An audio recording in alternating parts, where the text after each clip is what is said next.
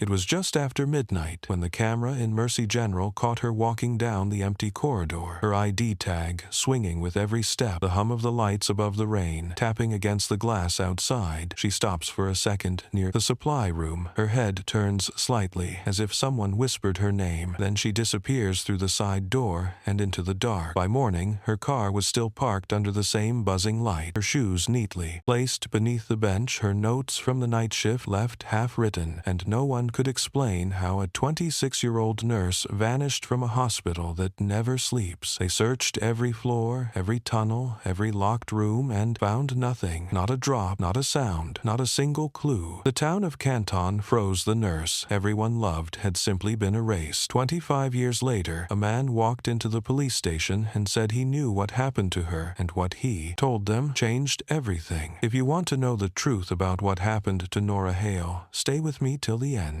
Hit subscribe if you love real cases that finally get answers, and tell me in the comments what you think really happened before I reveal the truth. The call came in at 5:32 a.m. The voice on the other end, quiet, controlled a hospital supervisor, reporting that a nurse had not checked out from her shift, her badge still logged in her uniform, missing her locker door half open. Detective Harold McIntyre was halfway through his first coffee when dispatch patched the call through, and within minutes he was steering his unmarked Crown Vic through the fog that rolled across Canton like smoke the parking lot of Mercy. General glowed under harsh sodium lights, rain still dripping from the overhang, the kind of morning that feels like the world is holding its breath. McIntyre met the head nurse at the entrance. She looked pale, holding a clipboard like a shield. She said her name was Nora Hale, and that she had never missed a shift. Not once in 3 years they walked the empty corridors together, the sound of rubber soles echoing off tile floors, every light humming too loud, every door, too. Still, the supervisor pointed toward the break room, an untouched sandwich, a cup of water still half full, her notes scattered across the counter in her neat handwriting, patient vitals, times initials, nothing out of place except for the fact that she was gone. McIntyre asked about security footage. The guard on duty stammered, said he'd checked the feeds. Nothing but static around midnight. The camera at the staff exit had glitched for exactly 47 seconds. Then came back on. Showing an empty hallway, he rewound it over and over. The same sequence, the flicker, the static, the return to nothing. The detective walked the hallway himself, measuring each step from the nurse's station to the door. 61 paces each. The floor shined so clean he could see his reflection, but at the end, near the exit, a single black scuff mark broke the symmetry like a whisper. Left behind, he crouched, traced it with his finger, rubber, heel, drag recent. Outside in the employee lot, Nora's car sat under a broken light, dripping with rain. The driver's door locked the seat. Pushed forward, the kind of adjustment someone small would make. The air inside smelled faintly of antiseptic and mint gum, her ID badge still hanging from the rearview mirror. The detective looked up at the hospital windows, rows of white squares against a gray sky, every one of them identical except for the one on the 3rd floor. Slightly open curtain. Moving with the draft, he radioed. His partner told her to pull the staff list to cross-check, who was still inside when Nora disappeared. By 9 a.m., the search had expanded. A dozen officers, sweeping storage rooms, maintenance tunnels, even the roof. The hospital basement stretched like a maze, pipes hissing valves, ticking, the kind of place where sound goes to die. They found old wheelchairs, a broken gurney, and a single latex glove caught in the drain. Great, wet and pale like a ghost of a hand, McIntyre bagged it anyway, habit more than hope upstairs. He questioned the night staff. One orderly swore he saw her around 11:30, walking toward the elevators. Another said she never made it that far. The head surgeon, Dr. Peter Lang, insisted she left early, that she'd mentioned feeling sick. Every story twisted against the other like tangled wires. By noon, reporters were outside flashing lights against the rain, headlines forming before evidence existed. Missing nurse, Mercy General mystery. McIntyre stood at the glass doors, watching the commotion, thinking how fast a town could turn panic into spectacle. He went back to her locker again.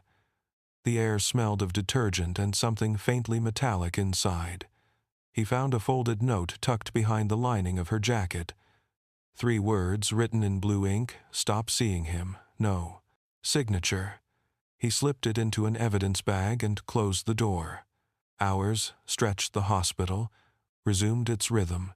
Patients admitted, discharged, monitors beeping life, moving on around the empty space she left behind when dusk settled over. Canton. The detective stood in the parking lot one last time, watching condensation rise from the hoods of cars. The light above Nora's Honda Civic still flickering moths. Circling it endlessly, he looked down at his notes. 1 missing nurse, 1 static camera, 1 scuff mark, 1 cryptic message. Not enough to call it foul play. Not enough to let it go. And somewhere inside that building, someone was watching him from a window hand, pressed against the glass eyes, following as he turned to leave the first day of the search, ending the same way. It began with questions and silence and the unmistakable sense that whatever had taken Nora Hale had never really left. Mercy General Room 12 had always smelled faintly of smoke, the kind that lingers in old clothes long after a fire is gone.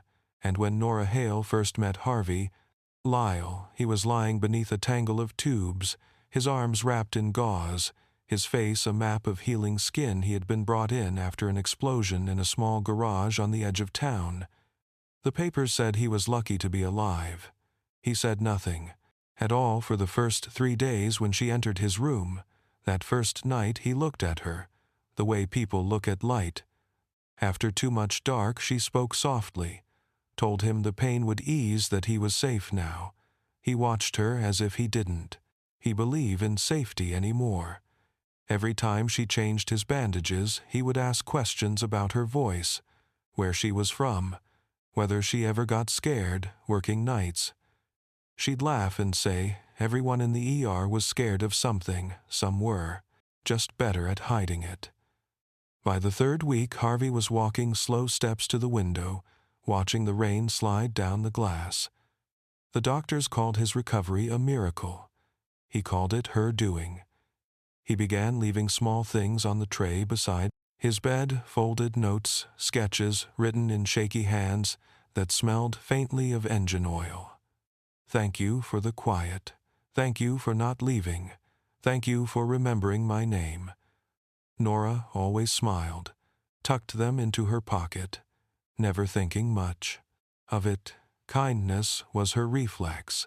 She had seen too many men broken by pain to be frightened. By one who was grateful when he was discharged in late November, he gave her a keychain shaped like a wrench. Said it was for luck, she said. She didn't believe in luck, he said. Maybe that's why you need it. Months passed, the hospital filled, with new patients and new noise. But sometimes the security guard saw a familiar figure waiting near the ambulance bay, leaning against a rusted pickup. The kind of man who didn't know where else to be. He said he just wanted to thank her. Again, the nurses told him. Visiting hours were over. They told Nora too, and she said she'd talk to him outside. Just once. It was late. The parking lot empty, except for the hum of the vending machine. She stood under the same buzzing light that he would later hang above her car. He told her he was working again, that the nights were long, that he couldn't sleep without the sound of hospital machines. She said he'd get used to it. People always did. He said he didn't want to. She smiled, said goodnight, and drove away. After that, he started calling the ER, asking for her by name, hanging up when anyone else answered, leaving messages without words, just breathing on the line. She reported it once to her supervisor, who shrugged, said hospitals attract lonely people, that maybe compassion had been mistaken for something else. The calls stopped for a few weeks. Then came the letters, unsigned, folded into the morning mail. One of them said, "I see you even when you think you're alone." Another said, "We belong where the lights never go out." Detective McIntyre would later read those letters under the yellow lamp in his office. The paper creased soft from being opened too many times. He would notice that each one was written on the same stationery used in the patient rooms at Mercy General. Same watermark, same pattern of faint blue lines. He'd ask who had been in room 12 that fall of '98, and the nurse filing through the records would pause, look up, and whisper the name Harvey Lyle. When McIntyre drove out to the address on file, he found an empty trailer on the edge of town, door swinging open, wind moving through the broken blinds. The table covered in burned photographs, corners melted faces, gone except for eyes that had survived the fire on the wall above. The bed scratched into the paint, 3 words over and over: "I will fix it." And somewhere miles away, under the same sky, a nurse walked down a hallway alone, unaware that room 12 had never really let her go.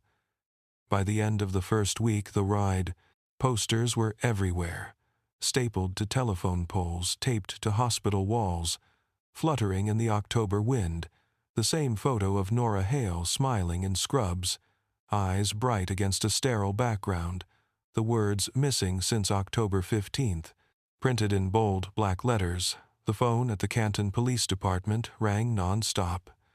Tips, rumors, sightings, every one of them promising, every one of them worthless. Someone claimed she'd been seen at a diner in Akron. Someone else said she ran off with a doctor. Someone swore she'd been taken by a patient who couldn't let go.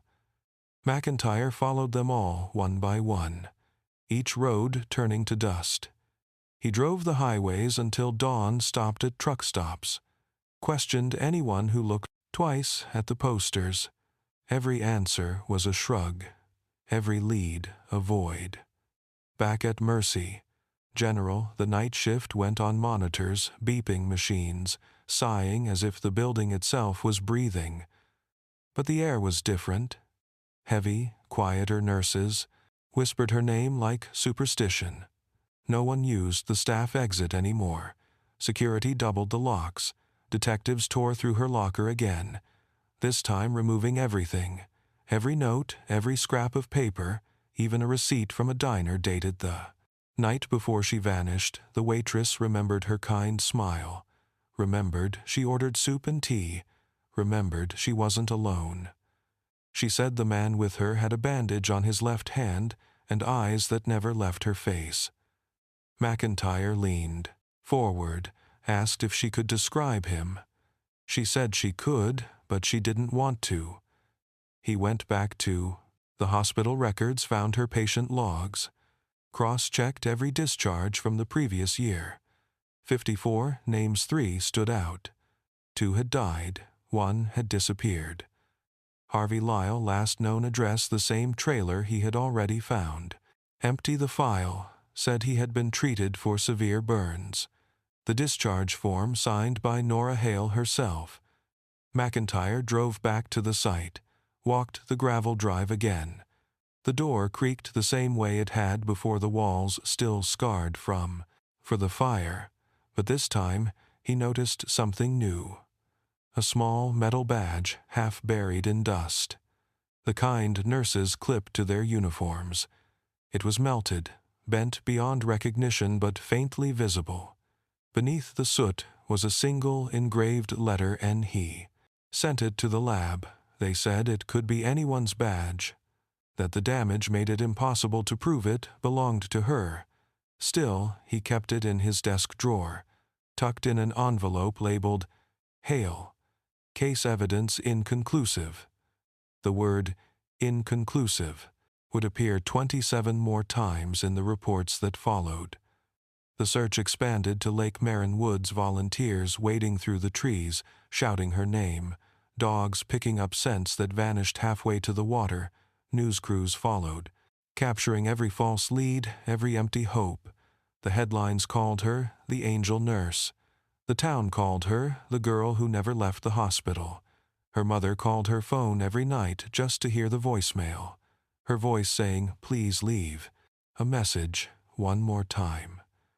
Weeks turned to months. The budget for the investigation drained, the media moved on to other tragedies, and the hospital quietly removed her name from the staff board, replacing it with someone new. McIntyre sat in his car outside Mercy General more nights than he could count. Headlights reflecting off glass doors, thinking about the static on the camera, the scuff mark by the exit, the note that said, "Stop seeing him, 3 things he could never connect in a straight line." By Christmas, the case file was 3 inches thick, full of pages that led nowhere. The mayor wanted it closed. The chief wanted results. McIntyre wanted one thing. He couldn't have a reason. He read the letters again, the ones with the hospital watermark, the ones written by a hand that shook with both pain and longing, and he knew deep down that this was not a stranger's crime, that whoever took Nora Hale had once been grateful for her.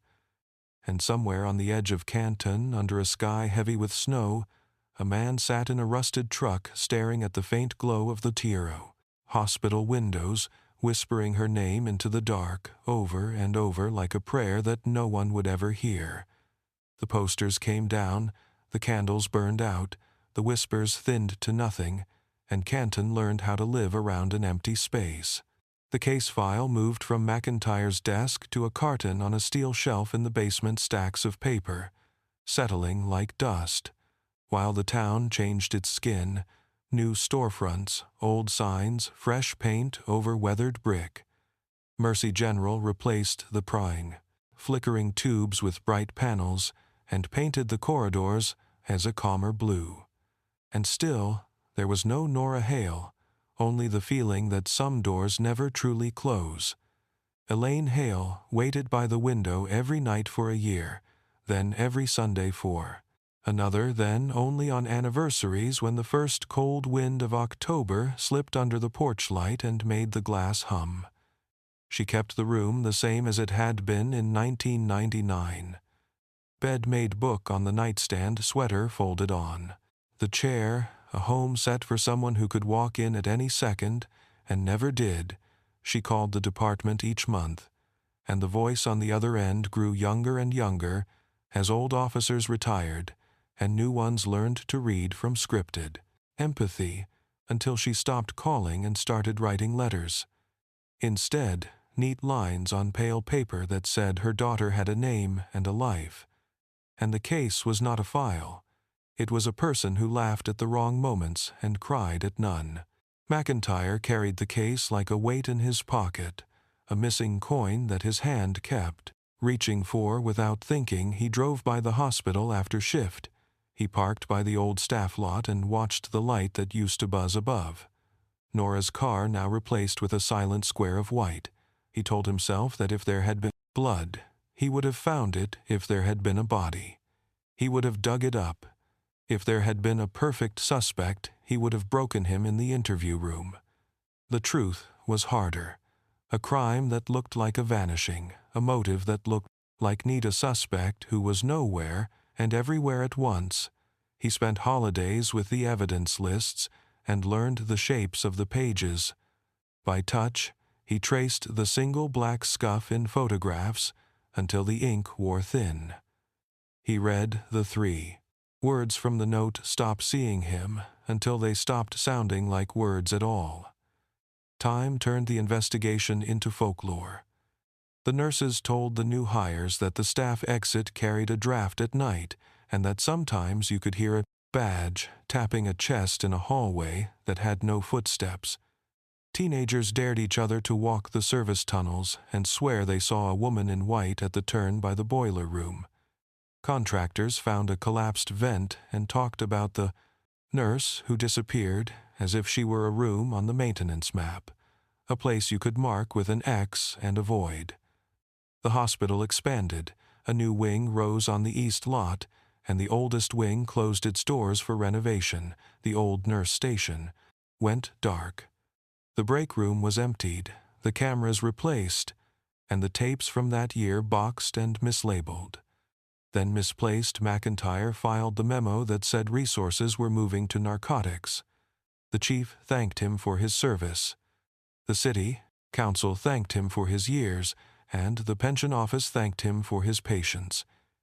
He handed in his badge and kept one thing, the envelope with the bent metal badge that might have been hers or might have been no one's, tucked into a drawer with a rubber band that snapped when he opened it. Years later, his hands shaking with a memory that would not loosen its grip. Years stacked on years: 2005, 2008, 2012. The trailer where Harvey Lyle once slept caved in on itself in a winter storm, and the county scraped it flat and planted. Nothing where it had been because some ground refuses to grow what you ask of it.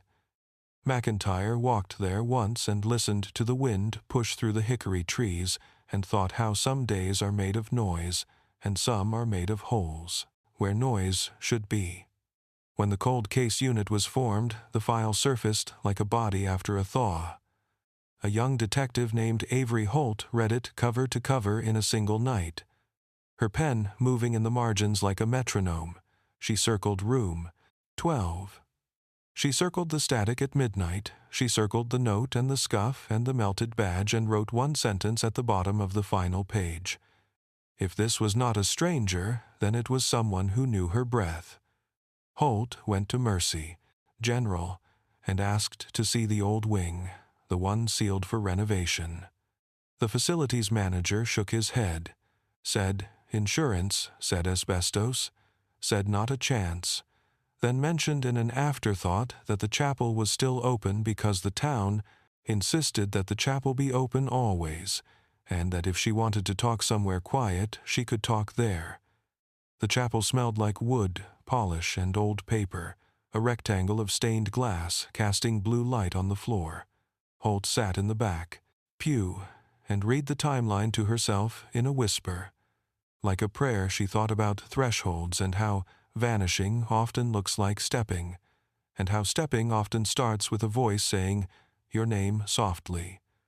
From just out of frame she closed the file and left her card with the receptionist and asked that anyone who remembered anything from 1999 call her any time, day or night.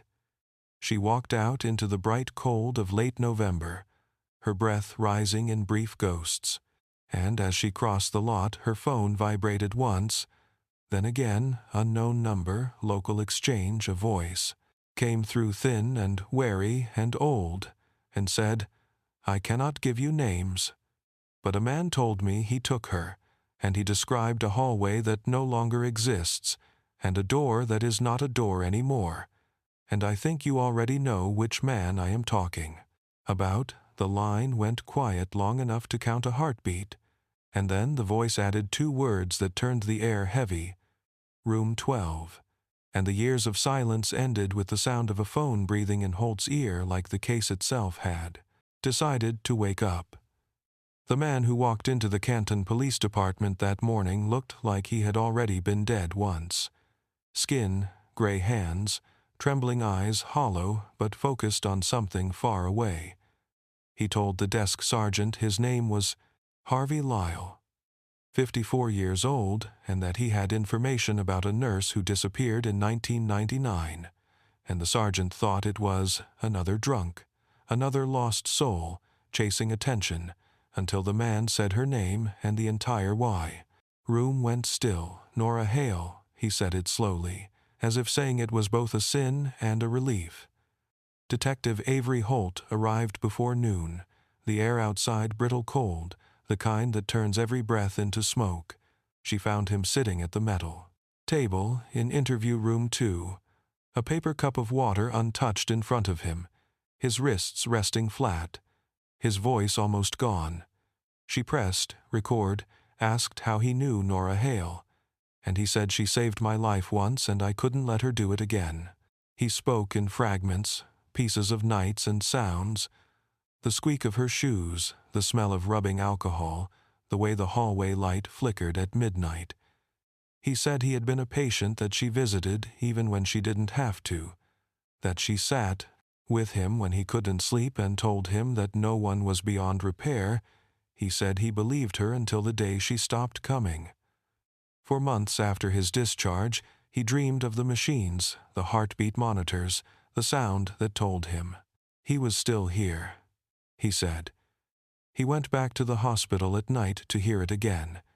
He said he waited near the ambulance bay for her shift to end, that she told him it had to stop, that she couldn't see him outside work. He said he promised it would be the last time, but promises are only words. Until someone starts to break, he told her he needed to talk, that he wanted to thank her one last time, and she agreed. 5 minutes outside in the rain. She always believed people meant what they said. He said they walked to her car. She smiled, said goodbye, turned to unlock the door, and he saw her leaving forever. He said he panicked. He reached for her arm. She pulled away. She hit her head on the doorframe, fell just for a second. He said it was just a second. Then she stopped moving, and the silence filled everything. He said he sat beside her for an hour, rain soaking through his jacket, lights from the hospital glowing on wet pavement. He said he couldn't take her inside, he couldn't call anyone. So he drove. She was in the passenger seat, wrapped in his coat, the world shrinking to the sound of windshield wipers. He said he took her somewhere safe. The woods near Lake Marin, where no one goes in the dark. He said he wanted to bury her, but the ground was frozen. He said he waited until morning, until the mist covered everything, and then he carried her to a place only he knew. He said he marked it with a wrench from his truck because she said she didn't believe in luck. Detective Holt asked where that place was, and he closed his truck. Eyes said he could still hear the river, said he could still smell the mud, said he could walk there with his eyes closed, but when they drove him out past the tree line, nothing was there. Just roots and rocks and frost the ground, untouched, no sign of a grave, no sign of her. Holt watched him stumble through the leaves, hand shaking, reaching for something that wasn't there. He said, maybe the river took her, maybe the ground opened, maybe she left. He looked at Holt and said, I tried to fix it. Back at the station, he signed the statement, each line written in his own. Trembling hand, she asked if there was anything else. If he kept anything from her, he said no. Then paused, said there was one thing. A small silver heart she used to wear. He said it broke when she fell and he took it so it wouldn't be lost. Holt asked where it was. He said it was still where he put it 2 decades ago. Inside the wall of room 12, behind the vent where she used to stand and talk about the night shift. They searched that night, the old wing sealed for years, the walls, dust thick on the floor, the light dim through the cracked glass. Holt pried open the vent, her flashlight catching something small wedged between rusted metal and concrete. A silver heart locket, dull with time. The initials N.H. engraved in the far back. Harvey Lyle never made it to trial. His lungs failed 2 weeks after the confession. His body cremated at the county morgue. Holt kept the locket in an evidence bag and watched the flame of the crematorium flicker through the glass as if the fire from that first night had finally finished what it started. She knew there would be questions. No body, no proof, no closure. Only a man's story and a piece of metal. But the story fit too perfectly. The hallway, the light, the missing badge, and the wrench under the frozen soil that was never found. Outside, the wind rose around the hospital doors, and somewhere in the hum of machines, a sound echoed soft and steady, like a heartbeat that refused to stop, and Holt whispered to the empty room, "Thank you, Nora, you can rest now." But the machines kept humming and the lights kept flickering, as if something inside Mercy General still wasn't ready to let go. They sealed Room 12 for years after the search, but in the weeks following Harvey Lyle's confession, the hospital reopened the old wing for inspection, a construction crew sent to test air vents for mold. Instead, found something strange embedded in the wall. Where the locket had been discovered, a small cavity deeper than the maintenance blueprints allowed. Inside it, a fragment of fabric, darkened by time, stiff with age. Sewn in the hem, a hospital inventory tag dated October 15, 1999. Mercy General Property Detective Holt stood in the hallway that night, the hum of temporary lights bouncing off the tiled floor, the crew gone. The silence too thick. She wore gloves and held the fabric up under her flashlight. It shimmered faintly, nylon from a nurse's uniform. She pressed the call button on her radio, said she wanted the lab team back before dawn. By sunrise, they had bagged half a dozen items from the cavity. Dust fragments of paper, traces of copper wire, a single button still clinging to thread. One of the analysts whispered that it matched the style from the uniforms that year, the round kind they stopped using after 2001. The news broke before noon, the local station running the headline evidence found in missing nurse case footage of Mercy General's East Wing, wrapped in yellow tape. The same doorway the camera had once caught Nora Hale stepping through the day. She disappeared. Holt watched it from her desk, replayed the footage frame by frame, eyes tracing the flicker, the shadow, the glitch, 47 seconds of static, the same number Harvey had, written in the margins of his statement. Beside the words "she was gone, 47 seconds, it was like he had counted every breath since that night. The DNA test took 3 days. The sample degraded, but not gone. Microscopic traces clinging to the fibers. The lab called her personally. They said it was a partial match to the toothbrush preserved from Nora's apartment. Elaine Hale had kept it in a small box for 25 years.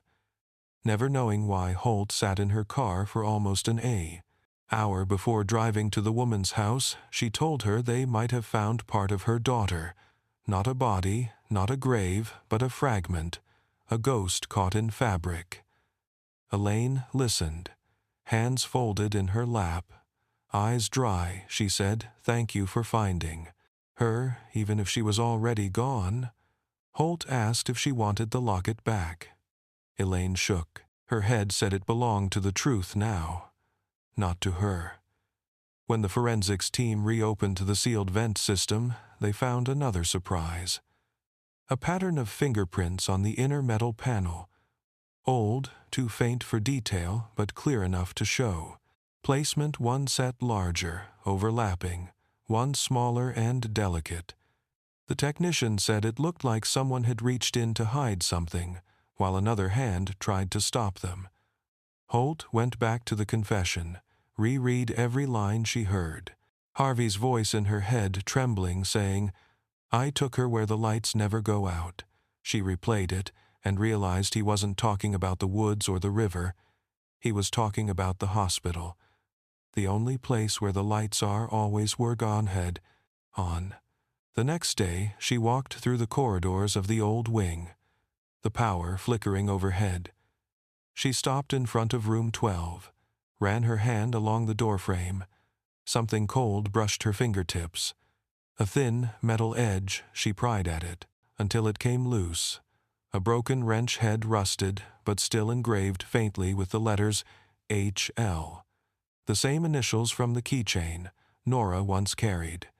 She felt the air shift, the faint smell of antiseptic and dust and something sweet beneath. It, like old perfume. The official report listed the wrench as corroborating evidence, not confirmation. The lab noted that trace amounts of synthetic fiber from a nurse's uniform adhered to the groove. but without a body they could not declare. Closure still, the press called it, solved the headline, read, "Confession confirmed." Nurse case ends after 25 years, but Holt couldn't let it rest. She returned one last time after midnight. The hospital silent, the doors chained. She stood outside room 12, listening to the hum of the generator, and thought about Harvey's last words. He said he had tried to fix it. She thought about how the room smelled of smoke and rain. She placed the locket back in the cavity and closed the vent slowly. Sealing it again, she whispered her name one last time. Nora Hale, and the hum in the wires rose faintly, almost like an answer. Outside dawn was breaking over Canton, the sky bruised blue and gold, the town waking without knowing that the light pouring from Mercy General's windows was hitting one door that had finally stopped waiting. And when Holt stepped into the cold morning air, she knew the story wasn't about finding a body. It was about proving that she had existed, and that sometimes that's all the evidence you get before the silence closes. Again, the snow had melted by March, the river behind Lake Marin, swelling with rain swallowing its banks until the mud turned black and soft. That was when the park ranger called, said he had found something near the bend where the water bends twice the same place Harvey Lyle had circled on an old map.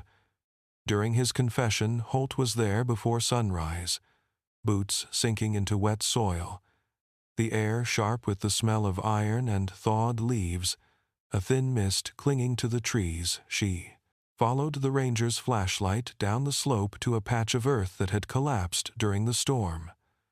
The water, lapping against exposed roots and tangled brush, half buried in the mud, was a strip of canvas blue, faded almost to gray.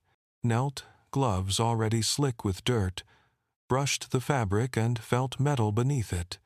The handle of a wrench corroded to bone, a full one this time, not broken like the piece in room 12. She looked closer, saw faint engraving near the base to letters scratched into the steel, N and H, the initials reversed from the keychain. She knew immediately that it was hers, the one she had given him for luck, the one he said she didn't believe in. They cordoned off the area by noon forensic, tents rising between the trees, drones overhead, capturing the scene for evidence. Teams combed the riverbank, pulling soil samples, debris fragments, anything that could have lasted 25 years. The water had eaten most of it, but not all. 2 ribs, a portion of cloth buttons still intact, a wedding band that didn't belong to her. It was a man's size. Thick, silver, worn, smooth. The tech whispered that the river never forgets it, just waits until it's ready to speak. Holt watched from the ridge. Her coat soaked the wind cutting through her like guilt she thought about. Harvey's words about how he said the river took her. Maybe he hadn't been lying. Maybe he had gone back. Maybe he had tried to dig, and the river had buried what he couldn't face. She radioed. The lab told them to match the bone sample to the partial DNA they already had. By midnight, the results came through the signal, faint through static, but clear enough to end 25 years of maybe the match was 99.9. The bones belonged to Nora Hale. Elaine Hale didn't cry when Holt told her. She just nodded. Said she already knew that rivers don't take people, they return them when they're done. Holt asked if she wanted to see the place. Elaine said no, she had seen enough water in her dreams. The next morning, they pulled something else from the riverbed. A small glass jar, sealed tight inside it. A folded piece of paper protected from the current. It took the lab 3 hours to open without destroying it. The ink still legible, in places a scrawl of awful handwriting identical to Harvey Lyle's. The note read, "I took her to the water because she was light and I needed dark. She kept saying it was okay. She forgave me before she stopped breathing. I thought the river would keep her safe, but it only kept me awake." The district attorney called it closure. The chief called it a miracle. The reporters called it the end of a mystery. Holt called it unfinished. She read the letter over and over in her car until the paper started to tremble. In her hands from the air vent, she thought about the wrench, about the reversed initials, and wondered if he meant for her to find it or if the river had just decided to give it back. They held a service the next week, a small gathering at the hospital chapel. Candles lined the aisle. Staff from 1999. Standing beside new faces who only knew the story as legend, Elaine placed a single white lily at the front, said nothing. The wind outside picked up, and somewhere deep in the walls, a light flickered the way it always did. When the power surged, Holt looked up and thought she saw movement near the back pew, a flash of white, the shape of a woman turning to leave, but when she blinked, it was gone. That night, Holt drove to Lake Marin. One last time, parked by the bend, stepped out. Into the cold mud, the moon mirrored in the water. She threw the wrench into the current, watched the ripples widen until they vanished. She whispered his words back to the dark. I tried to fix it, then turned and walked away. Behind her, the water closed, and the sound it made could have been anything. A sigh, a heartbeat, a name carried downstream toward the place where rivers end and secrets sleep. 2 weeks after the burial, the case should have gone cold again. The press moved on. The hospital issued statements about healing and closure. The mayor thanked the police, and the town of Canton exhaled as if they could finally let go. But Holt couldn't sleep, her mind replaying the details like broken film. Something didn't fit. She sat in her apartment, surrounded by boxes of files, photocopies, photographs, the locket, the wrench, the letter. She lined them up in order of discovery and stared at them until dawn, and one thought kept circling the timeline. Harvey Lyle had been in the hospital for burns. He was discharged in November 1998, but the maintenance records showed something different. The name H. Lyle appearing on payrolls in 1999, 6 months after his release. She drove to Mercy General, asked for the old employment logs. The clerk looked confused, said most of those had been digitized years ago, but she found one dusty binder behind a filing cabinet. The pages stuck together with humidity. Holt flipped through and froze at a signature block, dated July 1999, initials H.L. Witness, signature P. Lang. Holt stared at the line. Dr. Peter Lang, the same surgeon who had insisted Nora left early the night she vanished. She took the file to the station, cross-checked staff IDs through the state system. There it was again. Harvey Lyle listed as temporary maintenance, hired for 3 weeks during an HVAC overhaul that summer, assigned to the old wing, supervised by Dr. Lang. The realization crawled under her skin. Lyle had not been sneaking into the hospital at night. He had been working there legally. A badge, an access code, an excuse to move through the corridors unseen. She pulled Lang's personnel file. His resignation came 2 months after the disappearance, citing stress and burnout. But the forwarding address led nowhere. A P.O. box in Akron closed in 2001.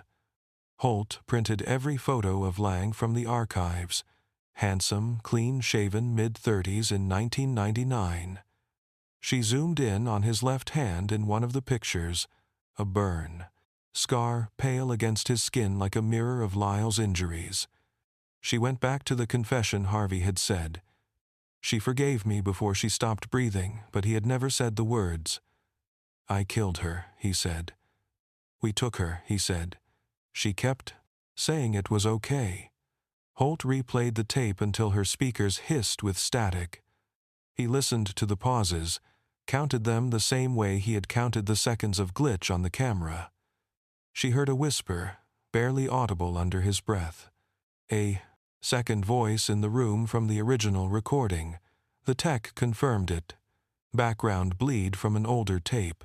Someone else had been near him during the interview. Someone he'd known. The next morning she visited the county records office. Asked for Peter Lang's death certificate. The clerk typed for a minute, frowned, said there was none.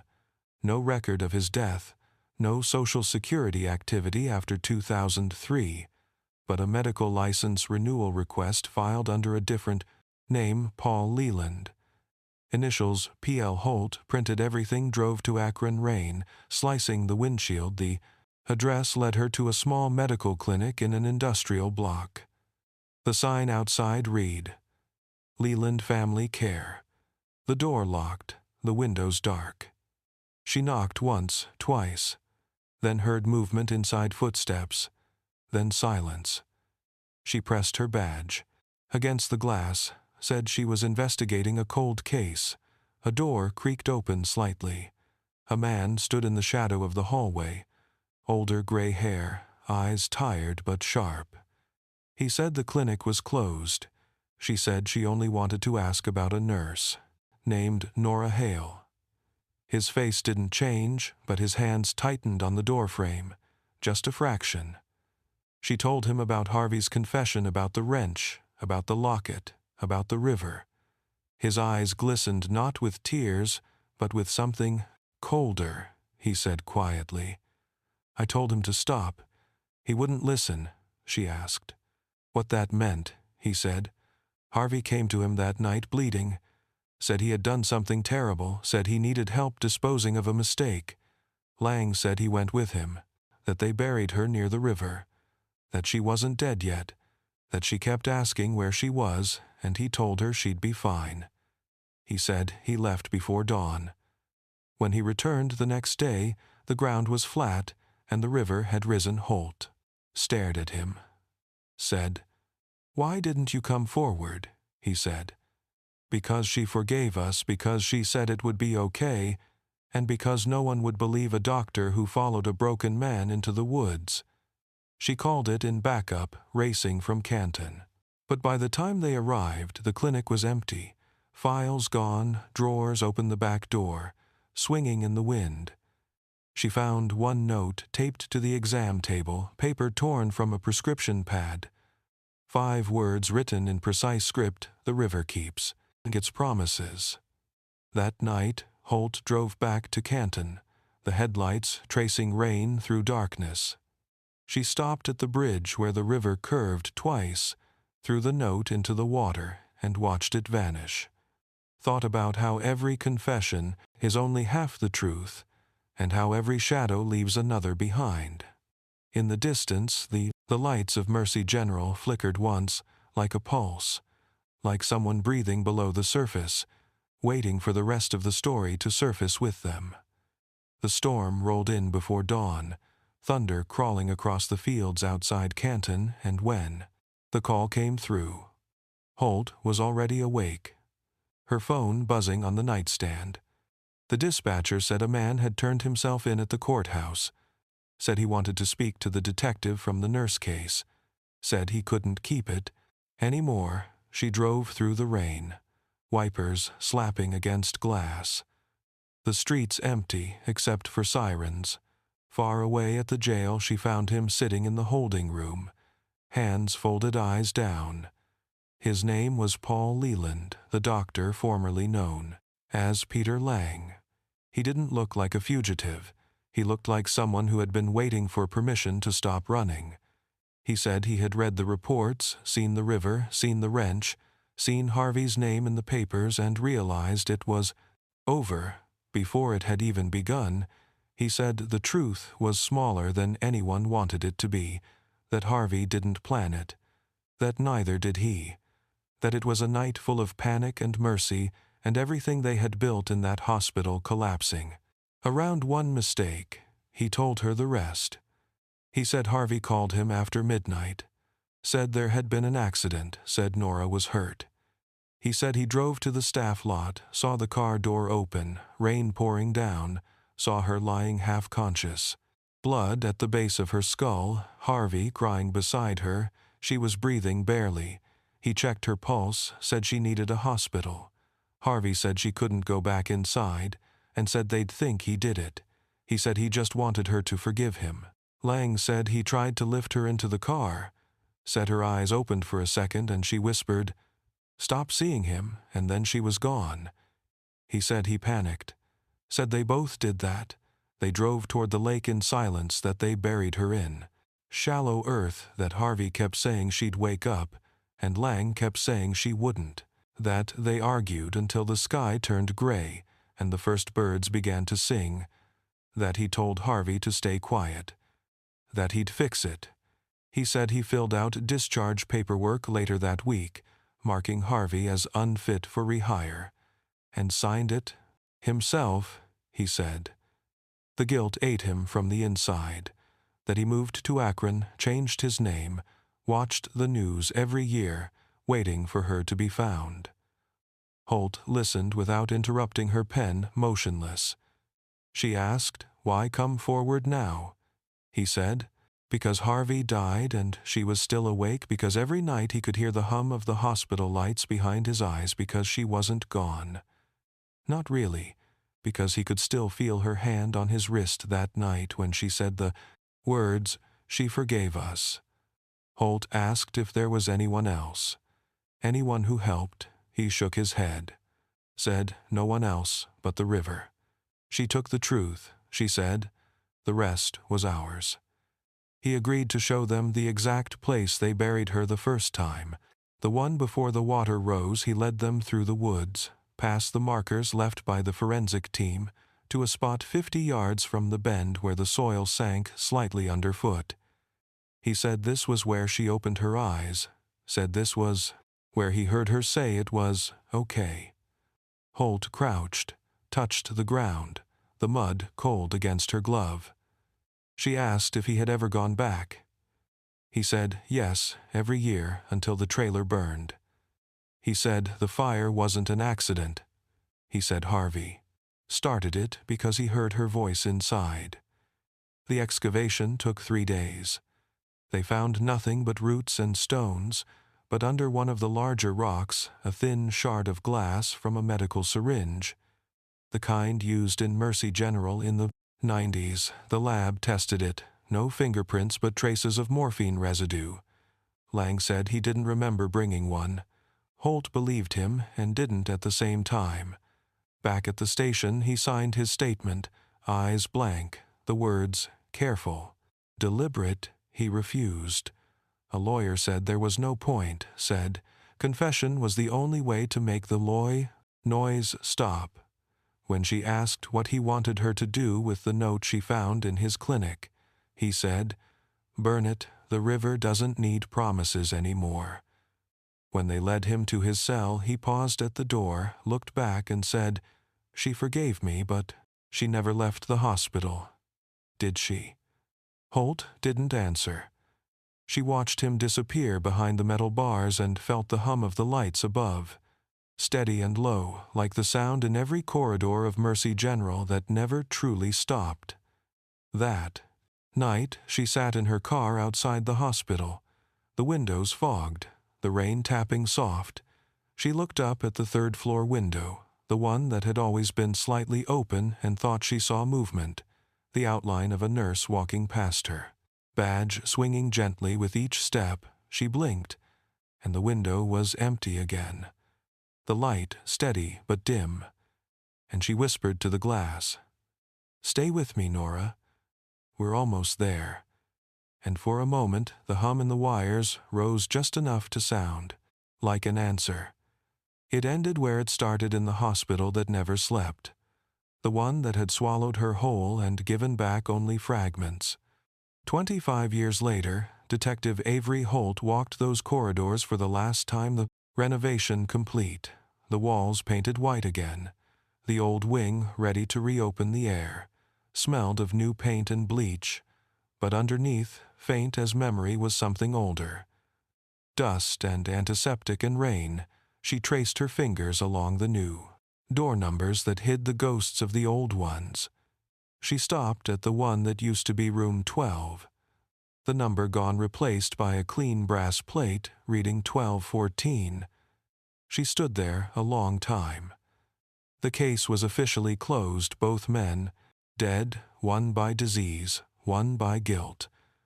The district attorney called it the end of a long mystery. The headlines called it mercy for mercy.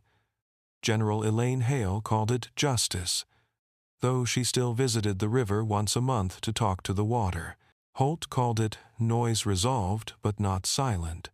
She had lived with Nora Hale's name for 2 years, and every time she heard the hum of fluorescent lights, she thought she could still hear her footsteps crossing tile. Before the hospital reopened, Holt met with the construction supervisor, asked if she could see the chapel one more time. He shrugged, said sure, it's all cleaned up now. She stepped inside the small wooden room, sunlight spilling through the colored glass, dust drifting in gold halos. She sat in the same back pew where she had first read the case file and pulled the Dow locket from her coat pocket, the chain repaired, polished until it caught the light. She opened it, saw the faded photo inside Nora, smiling next to her mother, both laughing at something outside the frame. She closed it, placed it on the altar, beneath the cross, and whispered, "Thank you for staying." Outside the corridor, lights flickered just once, the same soft pulse they had recorded on the old tape's 47 seconds of static between one frame and the next. The electricians had written it off as power fluctuation, but Holt counted it the way Harvey Lyle once had. Counted breaths, counted mistakes, counted nights. She waited through every second until the hum leveled again, steady, constant, alive. She walked the staff. Exit one final time. The place the camera last saw Nora, the new security light buzzed overhead. Brighter than before, her reflection ghosted in the glass door for a heartbeat. She saw 2 shapes, hers and another beside her. The faint outline of a woman in scrubs head turned slightly, as if someone had called her name, then gone. Holt stepped outside into the parking lot, the morning just breaking mist, curling above the pavement, the same light buzzing above where her car used to be, the same sound of water dripping from the gutters. Reporters would later ask her if she believed Harvey's confession. She said yes. If she believed Lang's confession, she said yes too. If they asked which one killed her, she said both, and neither, she said. Sometimes guilt is a rope that ties 2 people together until one of them finally cuts it. She said the truth was buried under the same mud as everything else, but at least now it had a marker. Weeks later, Mercy General reopened the East Wing. New staff, new machines, new silence. Holt didn't go back, but sometimes when she drove past on night patrol, she saw a light still burning in one of the upper windows. The same floor, the same angle, always on. At midnight, she never asked anyone about it. She didn't need to. In Canton, people stopped talking about the nurse, who vanished. They talked about the hospital renovation and the new daycare, and how the river had been dredged to prevent flooding. No one mentioned the wrench, or the locket, or the notes. No one except Elaine Hale, who once told a reporter that her daughter had never left the place. She just learned how to live inside its heartbeat. 1 year after closing the case, Holt received a package, no return address, inside a single photograph printed from old security film, grainy and gray. It showed the corridor, outside, room 12. A figure walking away from the camera badge, swinging hair damp from rain at the bottom. Written in handwriting she didn't recognize were 3 words still here. Nora Holt turned the photo under. The desk lamp watched the ink glisten, and for the first time in months, she smiled. Not because she believed in ghosts, but because she finally understood that some echoes aren't meant to fade. Outside, the hospital lights flickered once more. The hum of machines, steady as breath. The sound of footsteps crossing tile somewhere far down a hall that shouldn't exist.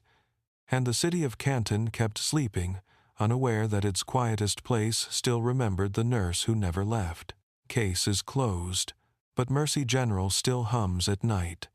The lights never go out. The monitors still breathe their mechanical rhythm, and somewhere between those walls, a name keeps whispering through the vents. Nora Hale, she became a ghost maid, of evidence and regret, a heartbeat that refused to die. 25 years she waited for the truth. And when it came, it wasn't justice. It was confession, wrapped in silence. And maybe that's the same thing. Maybe every story like this ends the same way, not with answers, but with echoes. If you believe some places, remember what people forget. Hit subscribe. Stay with us for more stories that still ask questions, long after the lights go dark. And tell me in the comments, do you think Nora ever really left that hospital? Or is she still walking those halls waiting for Teve? Someone to listen.